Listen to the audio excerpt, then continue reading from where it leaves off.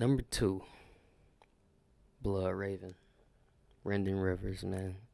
I wanted him to be number one so bad, but I got a little surprise for number one, man.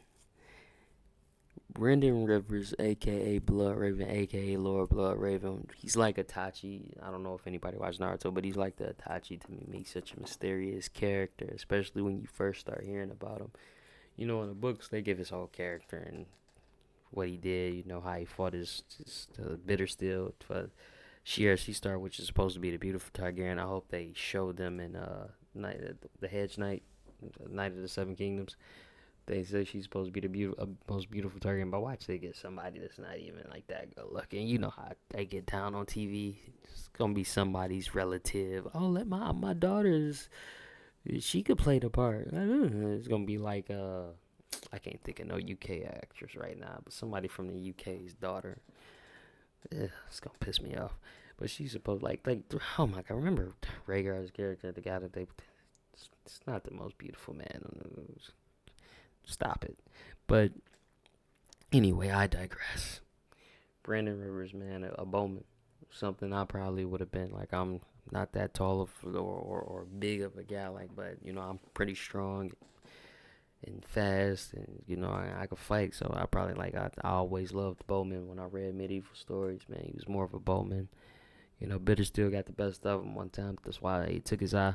That's why his eye's missing. Bloodraven is also known as Bloodraven because of, he has a raven looking birthmark on his face. I used to just think he was just like a pale Targaryen, but he's what do you call those people? Those people that's just super pale white. He had like with red eyes. I can't think of the word right now because I just did 12 hours, man. But he's that. Some of them go blind too, man. Some of those go blind.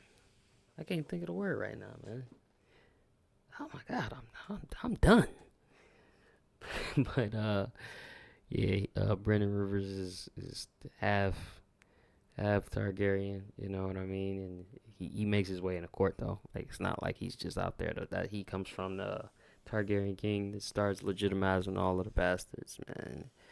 Which I hope we get to see that as well, man. And yeah, like I said, he was my number one for like he's still Tachi. Like I said, he was my number one for the longest. But I have a like I said, a surprise for my number one.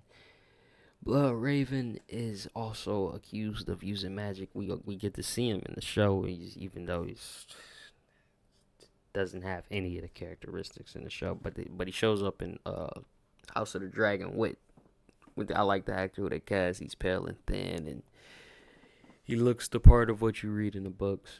But in Game of Thrones, no, he's supposed to be in the tree.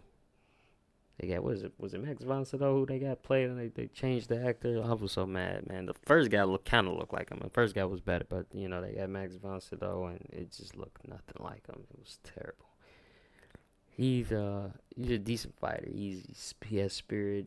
Like I said, beautiful girl who sleeps around with other people, but she loves him. He has the most beautiful half Targaryen sister whoever they say existed in the whole series.